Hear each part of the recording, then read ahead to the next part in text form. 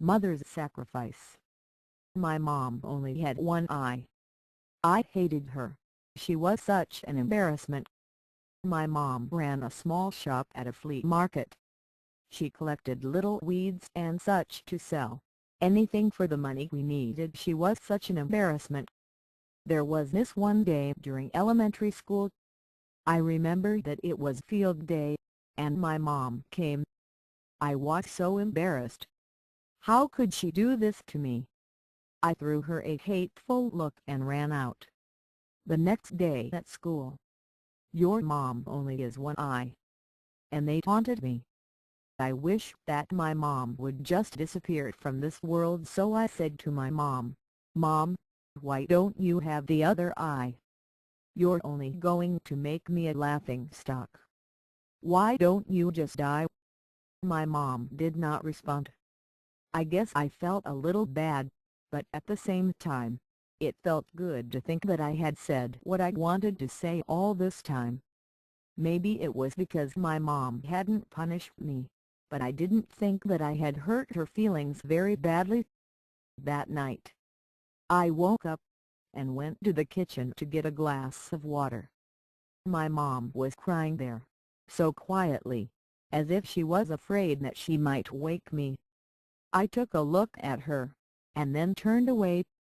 Because of the thing I had said to her earlier, there was something pinching at me in the corner of my heart. Even so, I hated my mother who was crying out of her one eye. So, I told myself that I would grow up and become successful, because I hated my one-eye mom and our desperate poverty. Then I studied really hard. I left my mother and came to Seoul and studied, and got accepted in the Seoul University with all the confidence I had. Then, I got married. I bought a house of my own. Then I had kids, too. Now I'm living happily as a successful man. I like it here because it's a place that doesn't remind me of my mom. This happiness was getting bigger and bigger, when someone unexpected came to see me. "What? Who's this?" It was my mother, still with her one eye.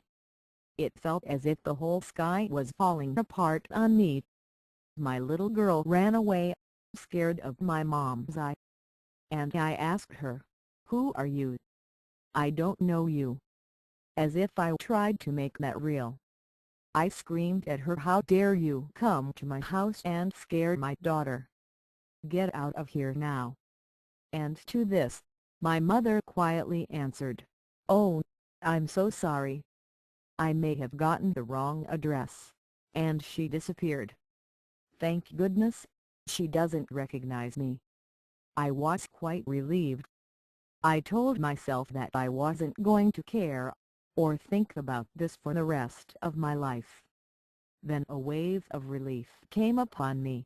One day, a letter regarding a school reunion came to my house. I lied to my wife saying that I was going on a business trip. After the reunion, I went down to the old shack that I've used to call the house just out of curiosity. There, I found my mother fallen on the cold ground. But I did not shed a single tear. She had a piece of paper in her hand. It was a letter to me. She wrote, "My world shattered. I hated the person who only lived for me. I cried for my mother. I didn't know of any way that will make up for my worst deeds." The moral of this story is, never ever hate anyone for their disabilities.